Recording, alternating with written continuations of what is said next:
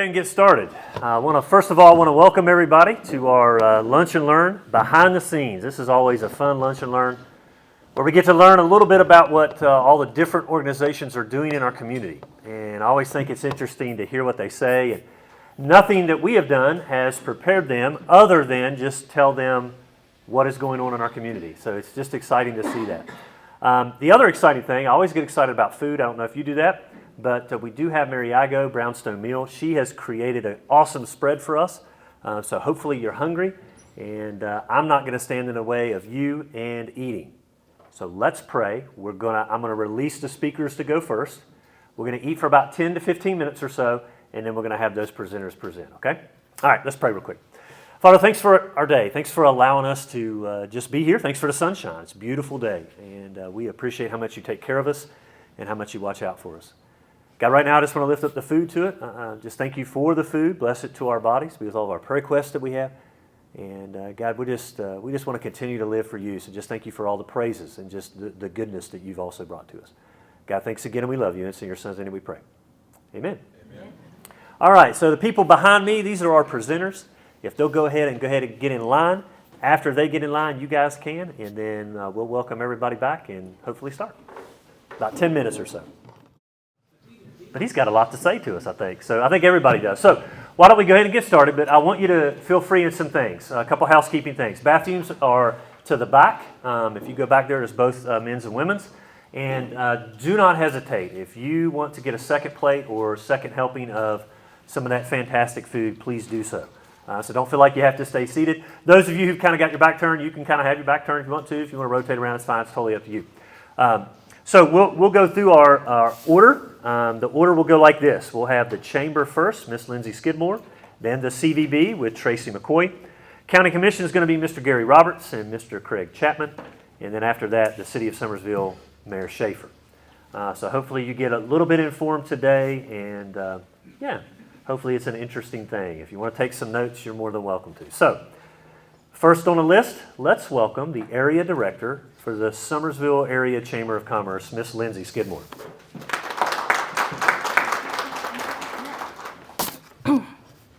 Thank you so much for joining us today. It is an honor to be able to speak on behalf of the Summersville Area Chamber of Commerce and our wonderful Board of Directors. I would like to give a short update on the growth of the Chamber through 2023 and end with a quick glimpse into the future of the Chamber. Throughout the year, you may have seen our new Spotlight of the Month. This is a time we dedicate to highlighting one member business or organization and focus on what they have to offer our community. In partnership with our local TV station, we have been able to feature a monthly in-person interview that airs on YouTube, Facebook, and our local Channel 12 TV station. This month, we featured the Brownstone Room at the Tractor Bar.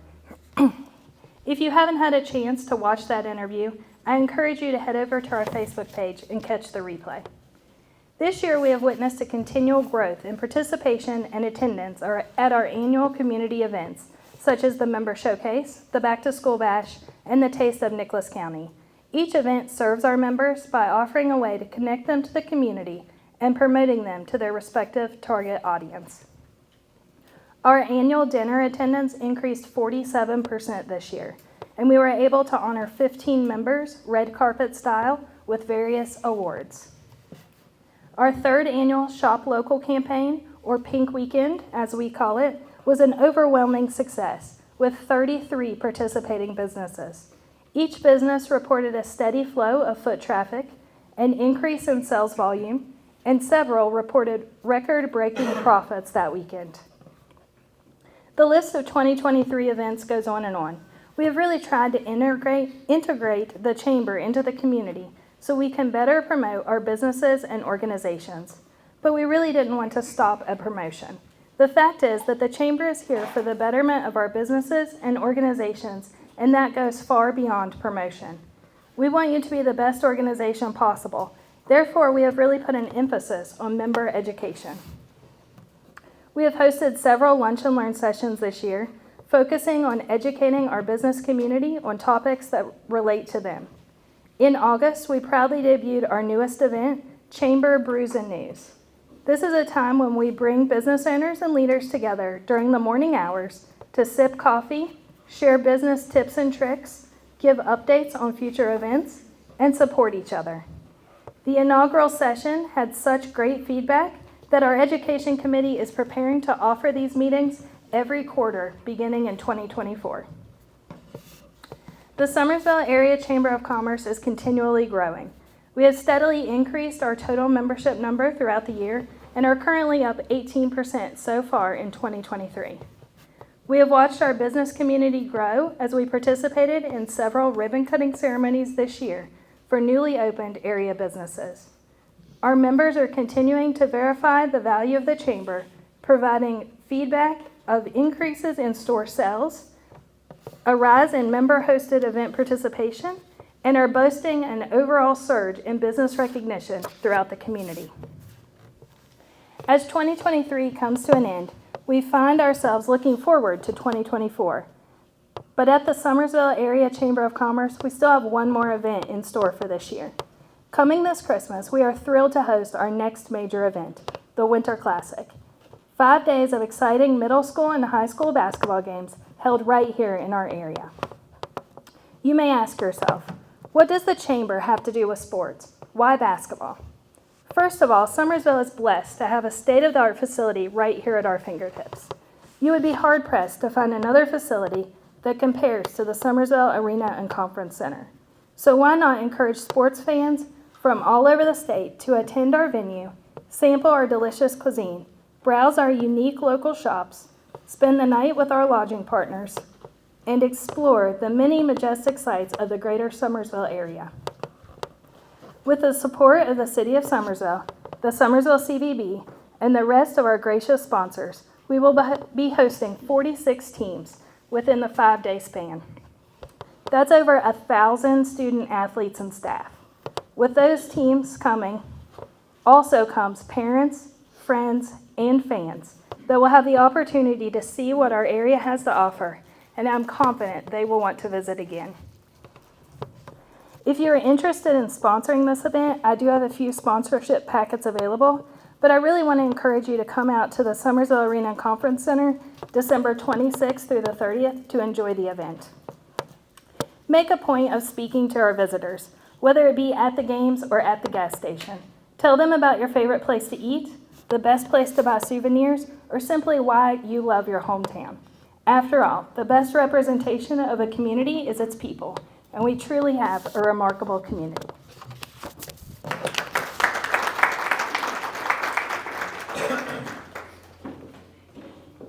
Thank you so much, Lindsay. Good afternoon, everyone. It's with great pleasure that I stand before you today representing the Summersville Convention and Visitors Bureau. At the CVB, we are dedicated to promoting our community to the rest of the world as a vibrant destination by marketing and advertising all the unique attractions, events, experiences, amenities, and recreational opportunities that Nicholas County has to offer. Dedicated to fostering tourism, cultivating community engagement, and showcasing both the natural and the man-made beauty that we so proudly have here, the CVB plays a vital role in shaping the greater Summersville area and all of Nicholas County as an inviting and memorable place for both visitors and residents alike. Currently serving as the CVB Board of Directors are our President, David Ridgway, Vice President, Sam Cowell, Secretary Susan James, Elizabeth Dix, Lindsay Skidmore, Stevie LaRose, Jacqueline Wood, Pete Conard, Mike Dotson, Paul Witt, and Leslie Durham, now McCoy. As most of you already know, the CVB's sole source of funding comes from a portion of the hotel motel tax that is collected within the City of Summersville and Nicholas County. Over 40% of our budget is directly invested in strategic marketing of the greater Summersville area and all of Nicholas County to potential tourists that live at least 50 miles away. With the passing of the Airbnb bill, we are pleased to see those taxes continuing to be collected and remitted to our local taxing authorities. To name just a few of our marketing projects, they include print and digital ads in Women's Day Magazine, Good Housekeeping, USA Today, West Virginia Living Magazine, the Mountaineers Football and Basketball Playbook, the Washington Commanders Playbook, Ohio Magazine, Long Weekends Magazine, Travel Taste and Tour Magazine, and more. We also regularly utilize social media as well as billboards, TV, radio the distribution of 15,000 copies of our annual visitor's guide, travel influencers, and other mediums to spread our destination's brand. We continue to work closely with the Department of Tourism every season, taking advantage of the great marketing opportunities that they provide. Having the newest national park in our backyard has increased attention to our destination both nationally and internationally. And we are very confident that being home to West Virginia's newest state park is only going to continue to drive attention our way. Since the governor's announcement about the new state park, we have been the focus of many news outlets and publications, as I'm sure you have all seen or heard. With the new City of Summersville Recreation Complex and the Summersville Lake State Park, the CVB is extremely proud and excited to not just witness, but be part of these incredible projects. As we all know, change is absolutely necessary for growth. Our community is undeniably changing and growing for the better every single day. Presenting to you last year, we were excited to announce that the 2021 and 2022 hotel-motel tax reports showed that we were well on our way to full recovery by yielding an almost 5% increase from pre-pandemic numbers in 2018 and 19. For 2022 and 2023, we saw a total hotel-motel tax revenue amount of $554,762, which is a 2.45% increase over the 2021 and 2022 year. While attending the 2023 Governor's Conference on Tourism at Canaan Valley Resort, Governor Justice proudly announced that in 2022, West Virginia experienced its best tourism year yet, with an economic impact exceeding $7 billion. That marks a 17% increase in visitor spending compared to pre-pandemic numbers, which is higher than the country's overall rate of just 1% increase. Over $100 million of that was taxable sales generated by vacation rentals last year. Visitors to West Virginia in 2022 totaled more than 30 times the state's population, which in 2022 was approximately 1.79 million people. The governor also reported that in 2022, there were 53,000 jobs in the West Virginia tourism industry, with 1 person out of 16 working in the industry with a $2 billion total annual income. We were sincerely hoping to have 2022 data more specific to our community to share with you today, but the Department of Tourism actually changed the company that they contracted to gather that info, so it is on delay, so I apologize about that. Locally, the CVB participates as a member of the Nicholas County Potato Festival Committee, the Summersville Area Chamber of Commerce, the Richwood Area Chamber of Commerce, the Summersville Beautification Committee, the Nicholas County Veterans Memorial Park Board, the Summersville Arena and Conference Center Advisory Board, the Nicholas County School Improvement Council, the Summersville Rotary Club, the New River Community and Technical College Business Advisory Committee, the Gold Star Mothers Bridge Ride Board of Directors, the Nicholas County Fair Board, and the Building Resilient Economies and Coal Communities Action Challenge Program, better known as the BREC program, committee in Richwood. The CVB takes great pride in maintaining a positive community presence and helping increase community engagement by promoting, sponsoring, hosting, and participating in more than 30 various main events taking place throughout the entire community. The community event calendar continues to thrive every year with the growth and improvement of our long-standing events and the addition of new and exciting events continually being added. It continues to be an incredible honor to fill the position as Executive Director of the Summersville CVB. We'll proudly continue to promote our amazing community and assist with providing outstanding experiences for both visitors and community members.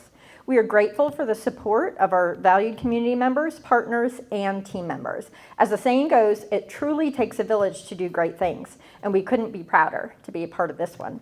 As we look forward to the future, we remain committed to our vision of making the greater Summersville area and all of Nicholas County a premier vacation destination and a fantastic place to live. Thank you all for your trust and investment in our work. Working together in unity, our community will continue to grow and thrive. Thank you.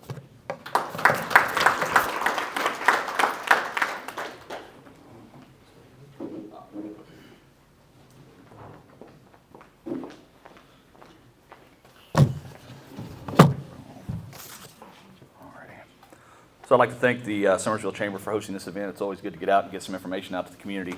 I want to thank all the previous speakers, and I kind of want to throw a quick joke out here. So when I first walked through the door, I said, am I before or after the mayor, right? And the reason I say that is he sets the bar real high, and if you follow him, you're like, oh my gosh, it's just going to go downhill from here. But it's like a ballot when you're on an election. They get top about, you're in good place, so I'm in good shape today because he speaks later, so it can go uphill from here. But so we're currently striving to be the most effective, accessible, transparent, and fiscally responsible commission to date. And that's a pretty big benchmark to try and hit. We're obtaining partnerships through other elected officials at city, county, state, and federal level, regardless of your partisan, association. We don't care. I don't care if you're Republican or you're Democrat. We want your money type thing. So we actually currently sit on 6 boards each. And I want to kind of capture something here. When you look at the state statute of a county commissioner, we're required to meet 4 times a year.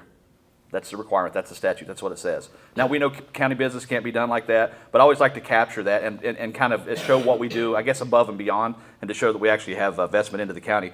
But we have 18 boards. We divide those up 6 apiece, and we sit on voluntary boards other than that. Most of us are on 10 to 12 boards apiece. And that gives us a lot of resources, a lot of insight. It helps us determine the needs of the county, validate and vet the requests that we have coming in. Throughout the year, we actually started out the year with an acquisition of Indian Rocks Park in Craigsville. That was actually free. The Rurtons were looking for somebody to hand that over that would be responsible, that had the resources both financially and physically to take care of it. That's a 55-acre park, very low cost upkeep on it. It's a very green approach to things. We actually, after that, we set the 2023-2024 budget at approximately $7.148 million. We fully funded all departments. And we kind of went through and did an audit, and we were able to fully fund all departments and all the equipment they requested, and we were able to recapture $210,000 through that little project there, which we took the money and reinvested that into PEIA. We were on an 85-15 plan with the county employees, and we were able to pay that full amount for them, which helps them out and kind of in lieu of a pay raise in that. And the reason we looked at that is we were looking at anywhere between an 11 and 29% rate increase in PEIA. We did not want the county employees to have to put a strain on their already tight financial budget there. So some things we're working on in the future. Sorry, I'm a little bit nervous.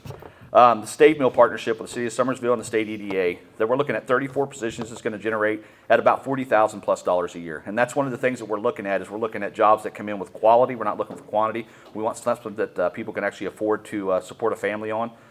We're looking at 34 jobs currently that'll open up here at, I guess, this week or next? Yeah. Yep. And an additional 22 jobs in the spring when they add a second shift. Like I said, that's starting out at $40,000 a year plus full benefits. And that's the type of jobs we're trying to bring into the county, and that's the people that we're trying to lure and entice into coming into our area.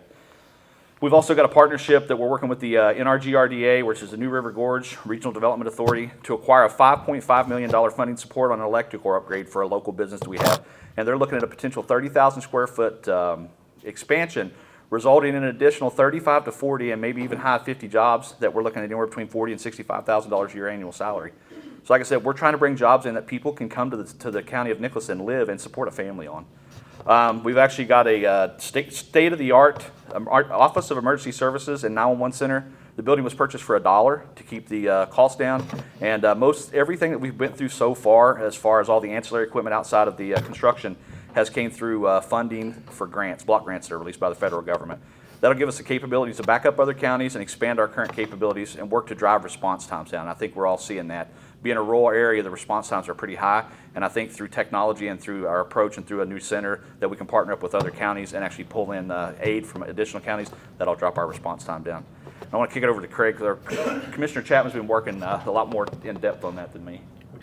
The 911 Center. The 911 Center, like Gary said, we did purchase that for $1 from the Postal Service Government Affairs building. We put about, right now, just a little over $1 million in the revamp of the remodel of it. We had to build basically a vault inside there to house the 911 Center. They have to be totally self-sufficient. The deputy sheriffs will be up on the top level. They all have their own offices, where they all had one office before. And so that's played a big part. We have an excellent Homeland Security advisor. Our office, OES office, is tremendously run now. But we work with the city on their officers and things like that. So it's a great thing. And Senator Manchin's office has promised us around $2 million for the new radio equipment, things like that, which we were going to have to pay for. So we are getting that as a grant. Carol Miller's office gave us around $90,000, and Capito's office gave us some, not a couple $100,000, to help fund that. So we actually, by the way we did it, we saved the county somewhere between $5 and $7 million. So that's been a good thing. All right. One of the other initiatives we're working on is we're currently sitting at approximately $4 million in total grants awarded this year. Now that's earmarks, that's things we've got set aside. We haven't received all those, but that's what we've got on our book this year.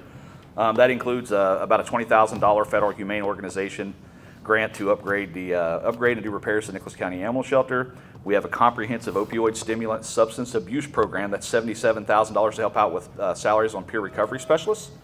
We have a West Virginia Courthouse Facilities Improvement Authority, $125,000 grant to do plumbing repairs in the courthouse. It's old. We've got a lot of things we need to do there. Commissioner Chapman talked about the CAD, which is computer-aided dispatch system, that we got $2.062 million. Just trying to give you some examples here. Community facilities earmark, $89,000. That's for CAD radios, or radios part of the CAD system. And then we had a $308,000 community-oriented public policing services grant to purchase 6 new patrol cars. And the thing I wanted to capture with that is what that does is that takes money and frees up money in the county. So, we've got somewhere around $4 or $5 million here that aren't going to come at the cost of county tax dollars. And that all comes to the salary of one person that we actually share with a couple of, with 2 duties. So what we're trying to do is capitalize and market ourselves as a county out to the elected officials at the state and federal level and pull as much resources as we can in.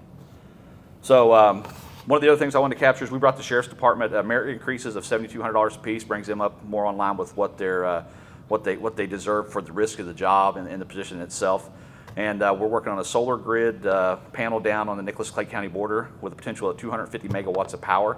Once again, more good paying jobs. And kick back over. Craig's got a little bit more information on that, acreage and stuff. Yeah, it'll take up a little over 2,000 acres in Nicholas County, and then there's a little part of it will be in Clay County, a little less than 1,000. It's almost 3,000 acres total.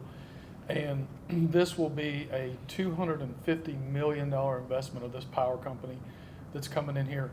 The full-time jobs for I'd say a year, did they just say it would take about a year?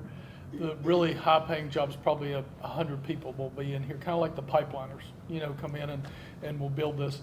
Then there'll be about 6 or 8 full-time people maintaining the grass and keeping up everything like that, maintaining the fences and the gates. But it is someplace that the way they're going to set it up and fence it off, and we've asked this for access, the people can actually tour it too. Like if somebody wants to go see what it looks like, can set up a tour or something like that to go see it. And you want me to talk about that, CMI? Well, actually, yes. And if you want to, and then talk about the tax advantage we have on that, or it's on an old strip line, both. On The solar. Solar. Yeah, the one thing about the solar is we are signing a tax deal with them. Like that property brings in right now probably around $6,000 a year in taxes, because it's just basic strip mine property that, it's a pretty good chunk, but it just doesn't bring in that much. Now, we signed a deal with them that it will bring us now $300,000 a year into, and we did it as a lease of part of it, and then part of it as in lieu of taxes. But now this same property plus the property taxes will be well over $300,000 that we will get in with that, plus the people that will come through and the jobs and things like that. The other thing down in the same area is what's called CMI 2.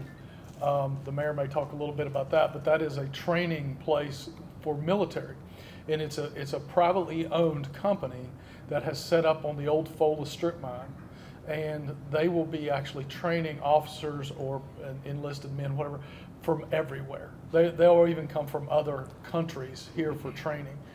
That is going to bring a lot of people. There'll eventually be about 50 employees full-time, is that what Wally said?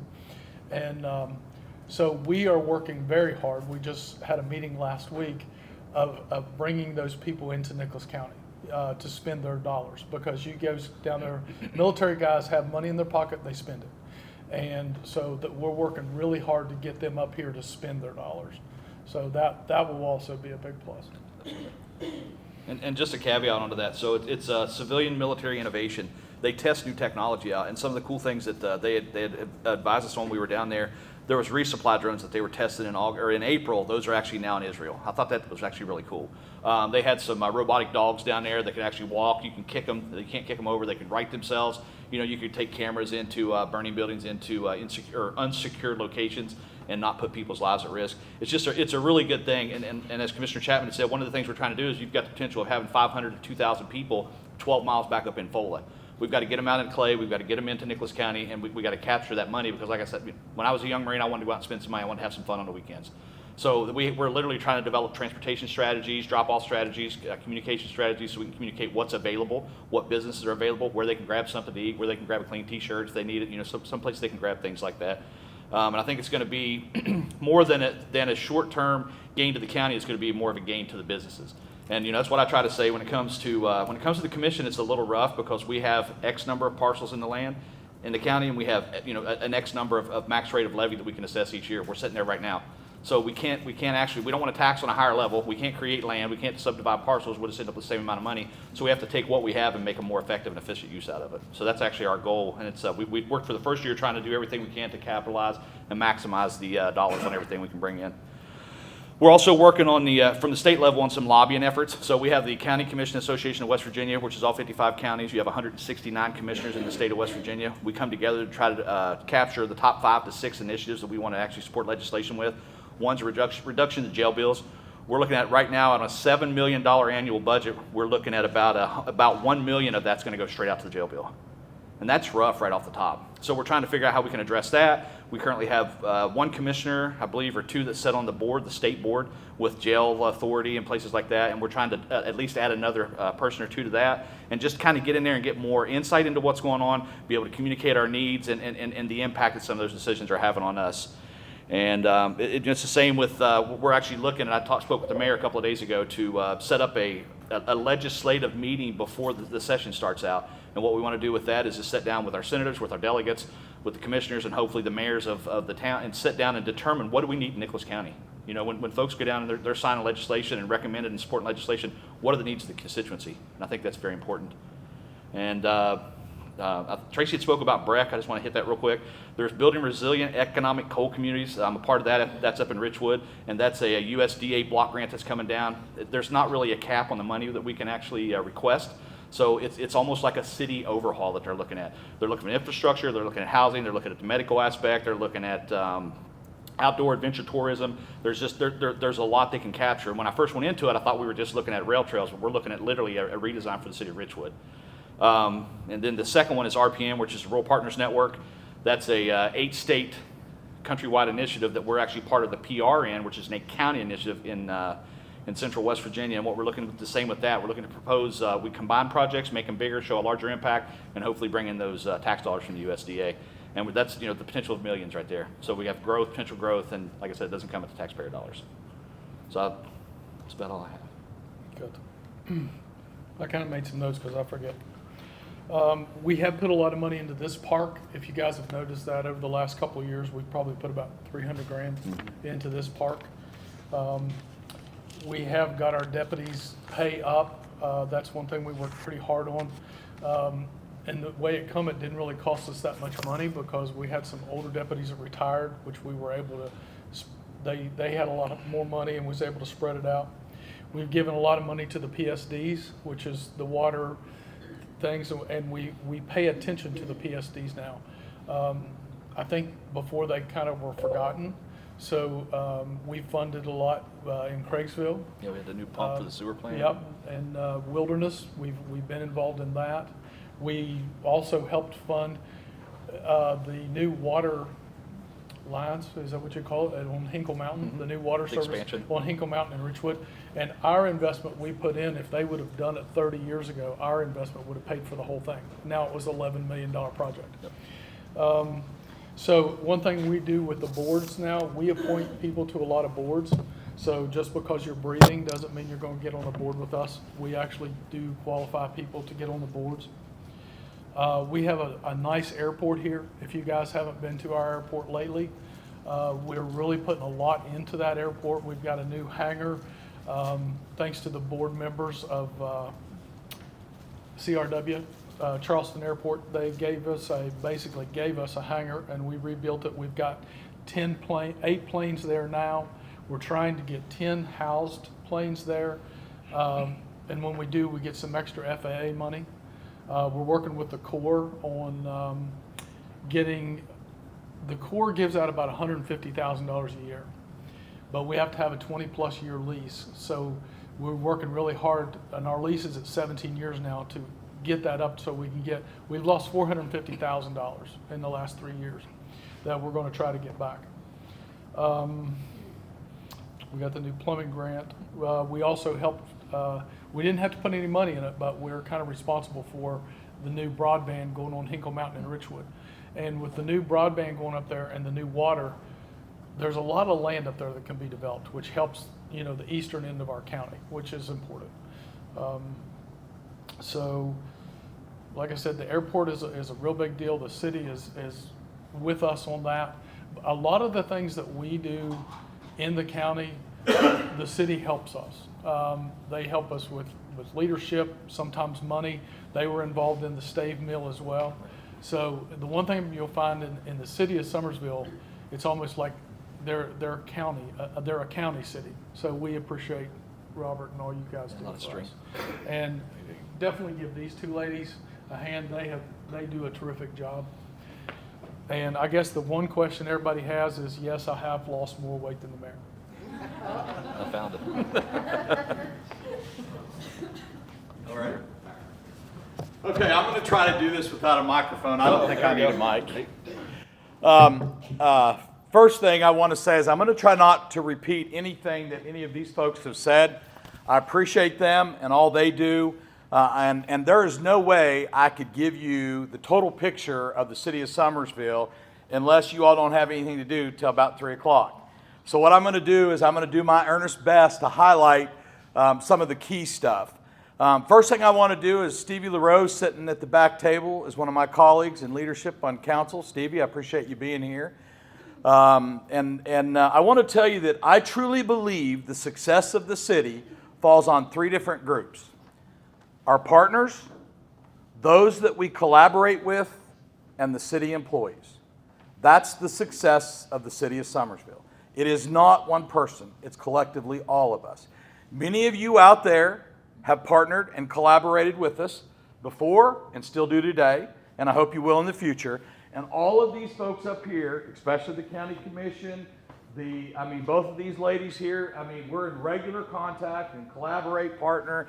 I don't think there's anything that goes on with any of us that the rest of us don't know. And that's why I believe we have success in our area. And it's not truly about just the city and the boundaries, because I've always believed we're only going to be as successful as we are as a county, not just a city. It takes all of us. So speaking about employees, the first thing I'd like to do is tell you about some key changes with the employees in the city of Summersville.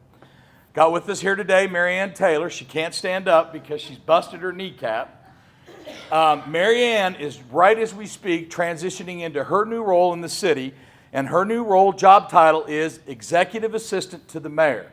I cannot tell you how excited I am about that because of the stuff that I will be able to transition to her, and collectively between her and I, we'll get a lot more done on behalf of the city of Summersville. And what I mean by that is, as a part-time mayor, incredibly, it's just sometimes I get spread just a little bit too thin, and people want me here and people want me here. And so now you will see Marianne show up at a regular, on regular basis at different meetings representing the city as my executive assistant. So I'm excited about that.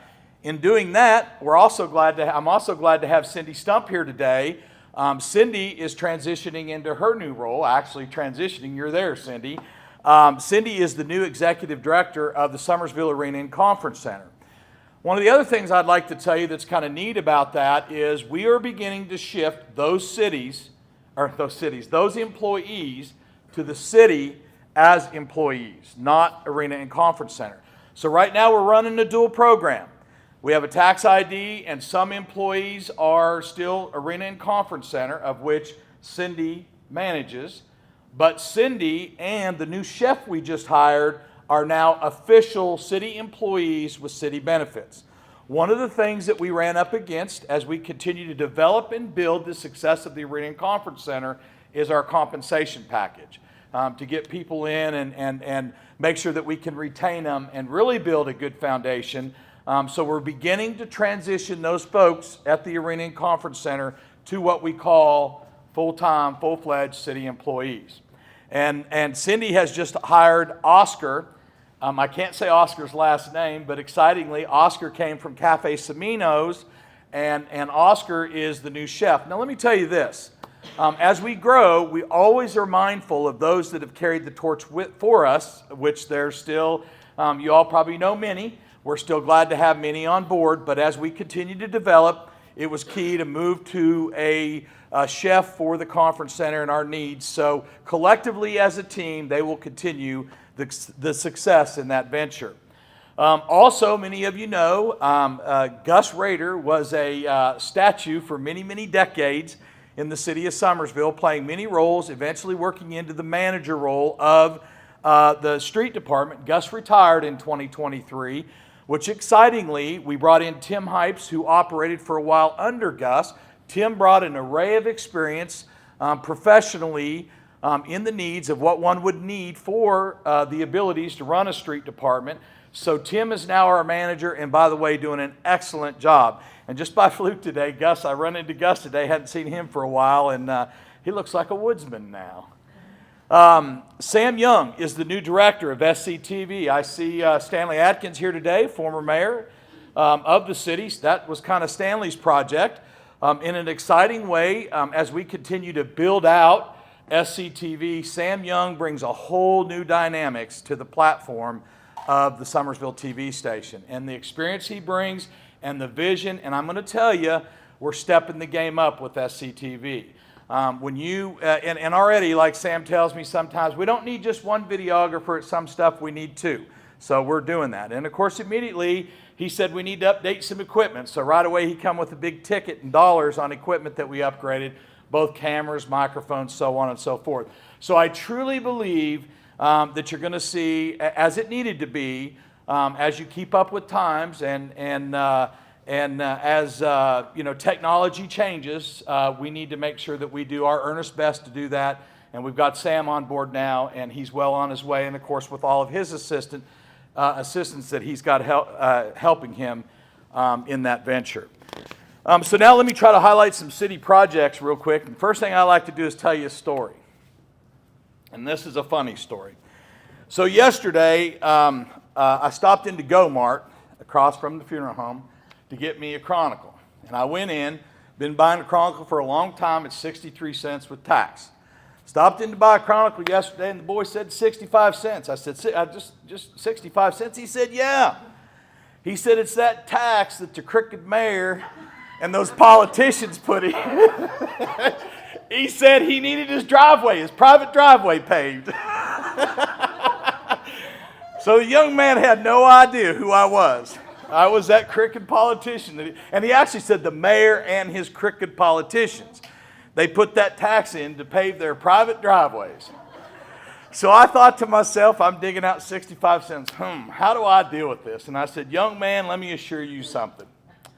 I don't think that tax is paving crooked politician driveways. But here's your 65 cents, and I did my just best. I said, have a good day, and I walked out the door. So he still doesn't know that he just called the mayor a crooked politician, but he does know that 1% sales tax was not for my private driveway. So in saying that, what I wanted to do is just real quick highlight the home rule. The city did enter the home rule. As a matter of fact, our tax went effective July 1st of 2023. Now, statewide, cities in that program, it's getting close to 65% of the cities in the state of West Virginia are in that program. And pretty much, when we're talking cities, villages, and towns, and pretty much, I think, before the book closes, everybody will be in that program. As a matter of fact, I think Richwood now is officially a home rule city as well. If they're not, I know they're working on it. What does that home rule do? Well, that gave us the ability to have the 1% sales tax, which is going to open up doors for us in many, many ways. And again, it falls with the dynamics of what our economics is based on, and that's tourism. It is what it is. And so we're going to be able to capitalize that 1% on all of the dollars that are spent in our area on our economics, which is tourism. So what do we plan as a city to do with that 1%? First of all, you need to know that by state statute, the city of Summersville on B&O could have charged 1% on the retail tax, and we didn't. We were only charging 0.5% on retail tax. So to get into home rule, you had to give up some tax. So what we gave up was another 0.5% of what we were charging on the retail B&O tax. So now we charge 0.25%. So we gave up some revenue there to capture this revenue. It's actually the goal of the sitting government of the city of Summersville to completely do away with B&O tax once we get this 1% sales tax completely under our belt.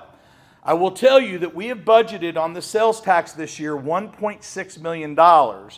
And our first quarter came in, and I've talked to all my colleagues across the state and said, don't get nervous. That first quarter is the worst quarter. Our first quarter up against that 1.6 million estimate was a little under $200,000. So it gives me reason to think, is this going to shake out the way we are, or is it going to take a little bit more time to get things underway? And also I want you to know that initially there's a lot of confusion on getting the word out and getting that in. And of course, this is the sales tax that's paid to the state of West Virginia, and then we get it back, the 1% back.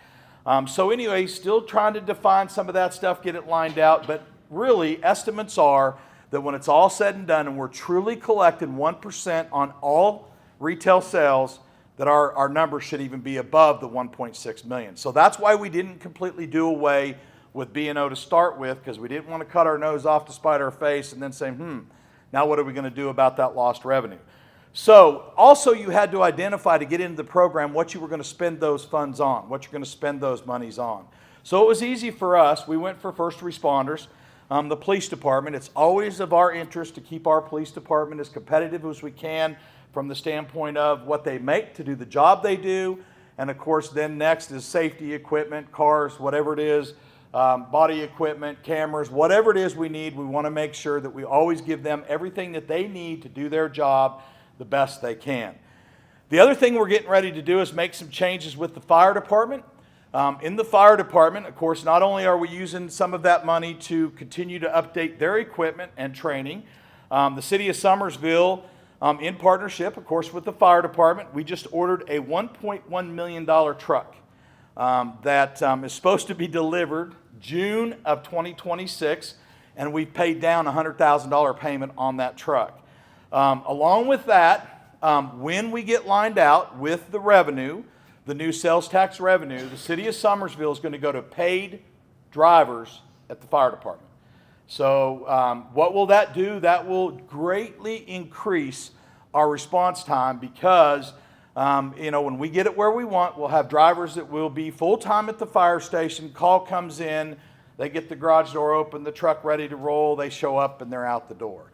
And so that does a lot for us because even our ISO ratings and so on and so forth, that's a factor that converts to what you pay for insurance on property, both private and business. We'll get better ISO ratings and of course it's a benefit to all of us. And truly that will enhance the reaction time and the response time of the Summersville Fire Department. And a lot of times I always say we're a small city with big city opportunity and attitude. We are. And sometimes we get caught up in we're a small city, but we got big city stuff to do. If you look at the calls our fire department make, it's incredible. Those numbers sometimes run up to what you see in cities that are much larger than us, and that's just because of the economics we have and the traffic that we see running up and down Route 19. And then finally, those revenues were identified to help us fund our many projects. The key project for those funds will be the rec park, and I'm going to talk about it next. As anything in government, when you set out your mind you want to do something, the city of Summersville secured the property last year, and we are debt-free on the property. We own the property free and clear. We paid cash for the property. So then it was off to find the money to help us develop the property. Well, we have applied for a lot of money and been turned down, and what I'm told is, Mayor, everybody wants ball fields, soccer fields, everybody wants those. There's not really federal monies that we're willing to put into that kind of stuff. Now, what we have identified is, so we've now phased it out, And phase 1 is going to be the development of the mountain bike and trails and the soccer complex. Mountain bike and trails first. Why is that first? Because that project can be sold as tourism. There are dollars that we're trying to secure that we can loop into that. And then we're also doing many other things to collaborate with people that go both directions from the city of Summersville and, as the county commission just mentioned, with Clay. And what we're going to try to do is start connecting. And when I say connecting, not physically connecting, but selling our trails as a package. And through what Gary mentioned, the Pioneer Network, there's a lot of that being done, and that helps us when we go to federal monies because they want to know, okay, who have you partnered with? Who are you going to connect with? And then, of course, the other great thing for us is we are going to do our earnest best to connect these trails somehow to Summersville Lake and then obviously the new state park. So what's going on with the park as we speak? I have been working diligently with the National Guard, and they have a program that just changed. As a matter of fact, their leadership last month just returned from Washington, D.C. on this new program that allows them to get into our property and start doing training. So we had the on-site visit in November, and I'm hopeful that we're going to work all the details out, and in the spring of this year, the National Guard will start tearing in the entrance, and they're going to build the road to the head of the trail that's going to be in the park. And so that's an exciting program. The other thing that's exciting about that, the city has set aside in our budget right now funds to be able to help with that. Because our engineer is actually going to supervise the National Guard. It's going to be another great partnership because the National Guard engineers, they build combat roads and bridges. They don't build parks and civilian development. So we've also worked out a deal where we're going to contract our engineer. They will be on site the entire time the Guard's out there moving dirt, supervising it to make sure what they're doing helps us, not hurt us. And it's a partnership that they're as excited about as we are, both of those entities. So those contracts are currently being worked on. The other thing about the National Guard new program that they have is where we thought initially when they go in and start building roads that we're going to have to do all the culverting and the gutters, the culverting and the gravel and things to make the roads. Their program now even potentially is going to bring some funds that will also help for that through the federal government. So we're excited about that. Although we have those monies laying in the city budget right now, so if we're ready to move in the spring, which I hope we are, that'll happen. The other thing I want to let you know is before the National Guard gets in, when we've got all those contracts signed, we are going to do the ribbon cutting of the park. Before the dirt's moved, not after, so we can get everybody in for a ribbon cutting without it being a utter mess. So what else is going on? Michael Young is the chairman of the Trail and Mountain Bike Committee.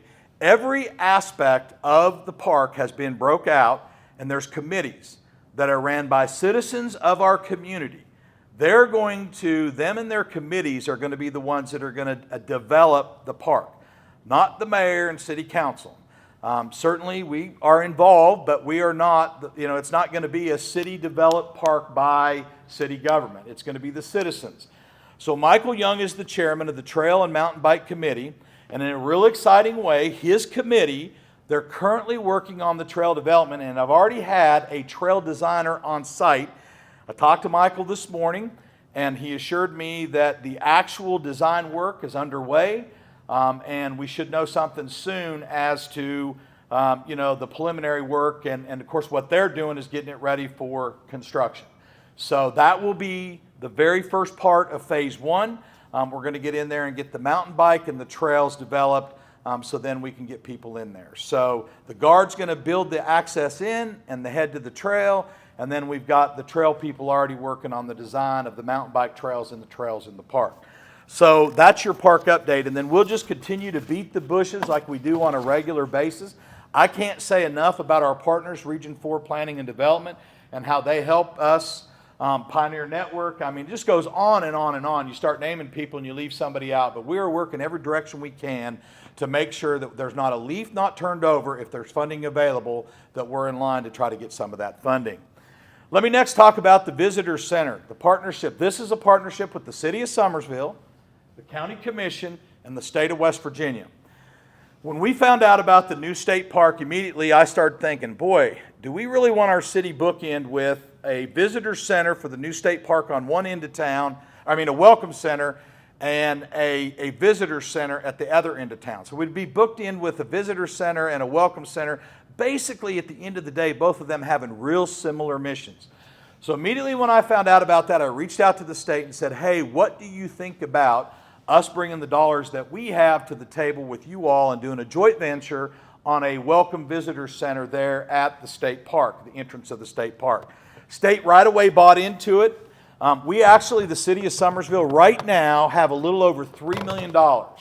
We got about $2.8 million in monies from earmarks from Capito and Mansion. And the county commission has been gracious in their partnership brought $500,000. We've got other revenues laying in the budget that can be used for the development of the visitor center. Ultimately, at the end of the day, and we still got a lot of things to work out and tweak with the state.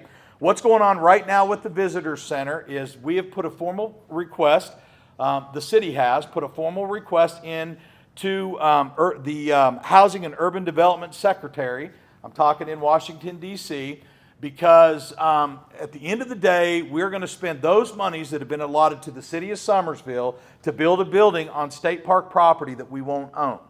So we had to make sure that that wasn't going to be a problem with the federal government in the monies, because at the end of the day, the building will not be deeded to the city because it can't. It's on state property.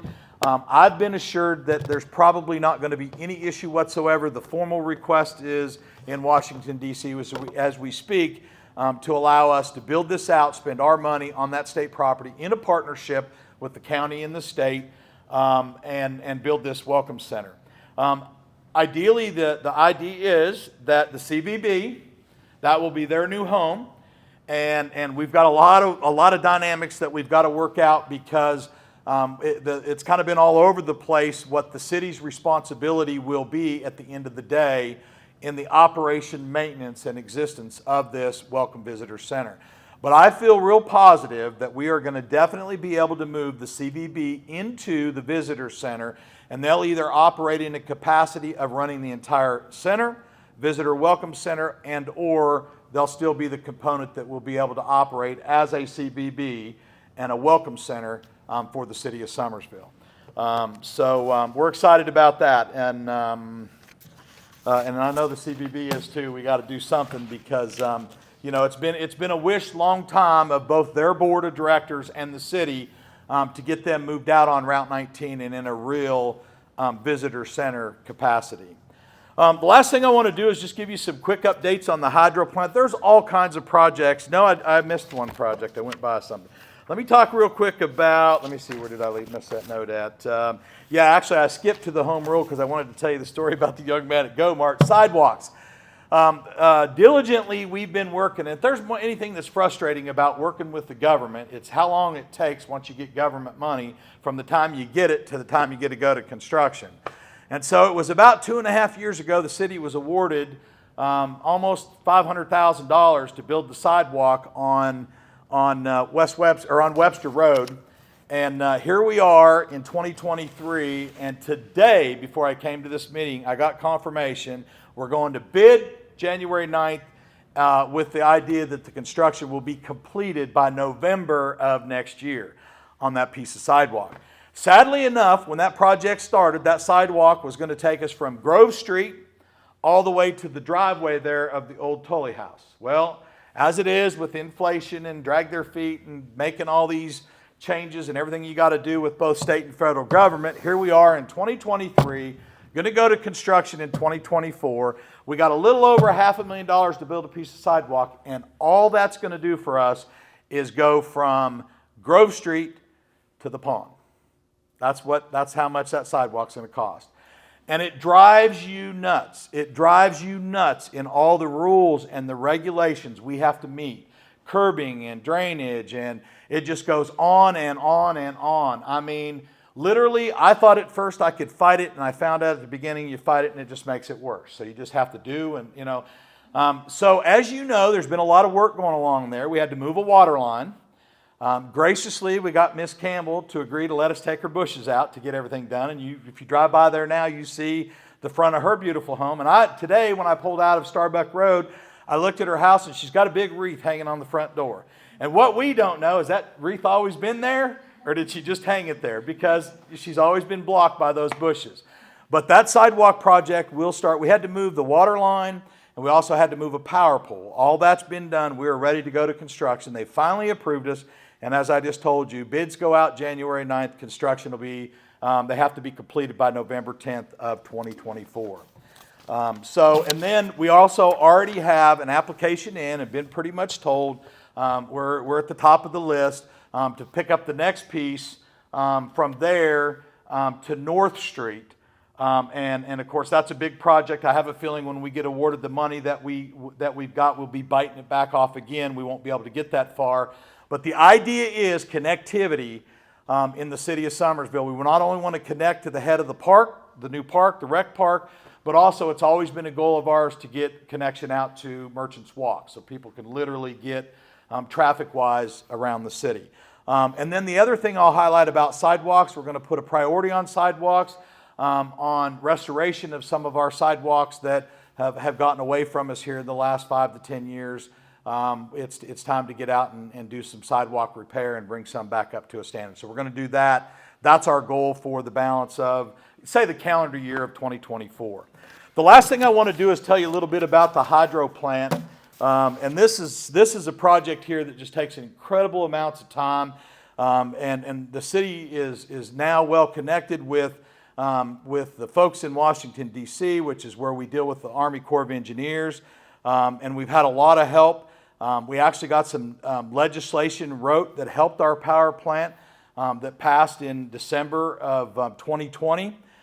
It was the final piece of legislation that passed under President Trump. And it was language in the Word of Bill that specifically addressed the city of Summersville and allowing us to get a study that I've been fighting for now almost 2 full decades to get done.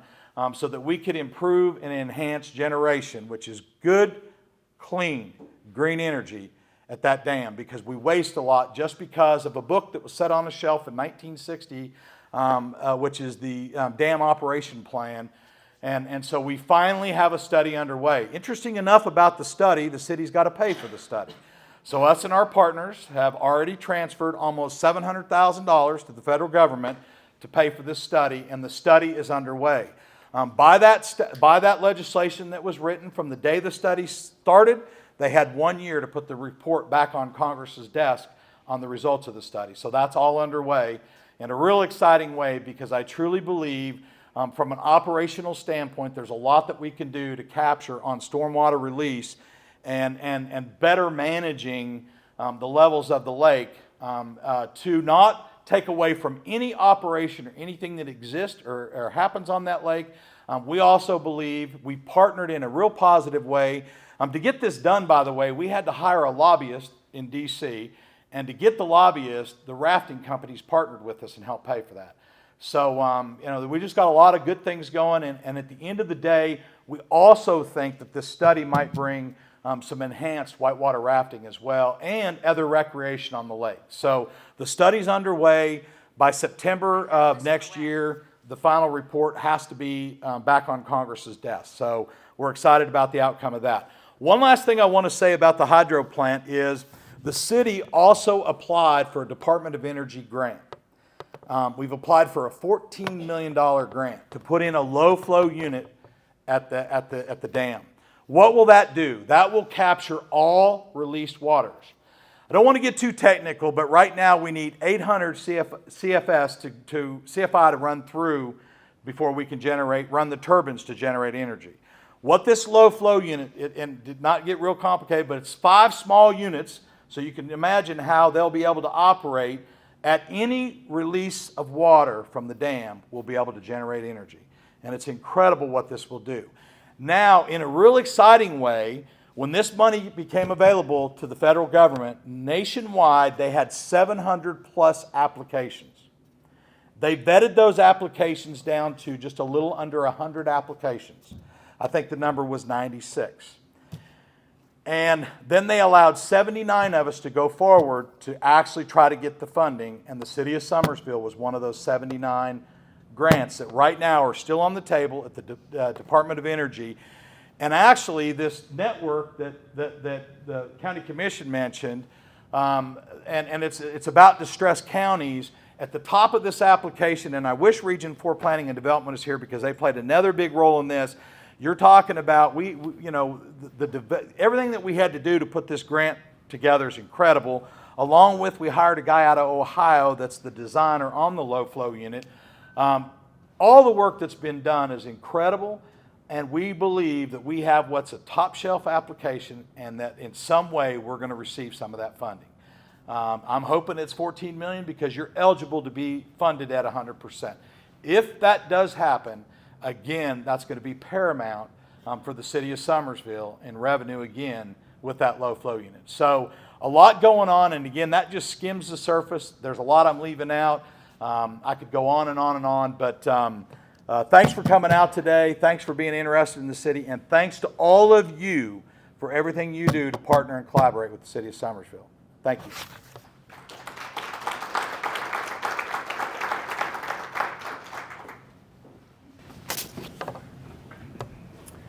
So as you can see, we've got a lot of pieces moving and a lot of things that are happening in the near future.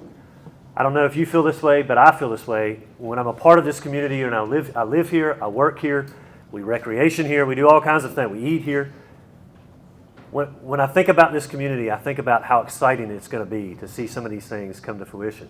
And just the amount of time that I've been here since '07, there's been a lot of changes, and it's been really cool to watch. Now being a part of that has been exciting. So I want to say thank you for all our speakers. Thank you guys and ladies for giving us an update. I appreciate each of you for showing up. Thank you for the county for allowing us to be housed here at the county park, this wonderful facility. Thank you to Miss Mary Igo for her food at Brownstone Mill. It's been excellent. Grab you a sandwich on your way out. Please do so. Before I let you go, there's one thing I want to tell you, and that is our executive director, Lindsay, talked about the Winter Classic. And the Winter Classic is the sporting event that is coming in December 26th through the 30th. We are going to need massive amounts of help. And that means some of you sitting in these chairs in this room. If you would like to volunteer, we would love to have you. We need about 36 volunteers each and every day. So we're going to need a whole lot of help. So with that said, if you would like to volunteer, please see our executive director. She has a nice little webpage that you can go to. You can sign up for things. We need things like clock runners, national anthem singers. Hey, if you like to speak in a microphone, we need you too. So we need a lot of help. Even if you just want to sit and take up tickets, that is fantastic. So as you can see, lots of partnerships, lots of things happening. We're excited. The Chamber is always looking to improve business and looking to improve our area. Last year's theme was engagement. And as we went through, well, actually this year's in 2023 was engagement. In this entire year, we have just seen massive amounts of engagement from businesses and partners and you. And we're excited about that. Next year's theme is press on. And that means we've got to continue doing what we're doing. And you just got to keep going, okay? So we appreciate that. So I want to leave you with press on. Have a blessed day. Thank you so much.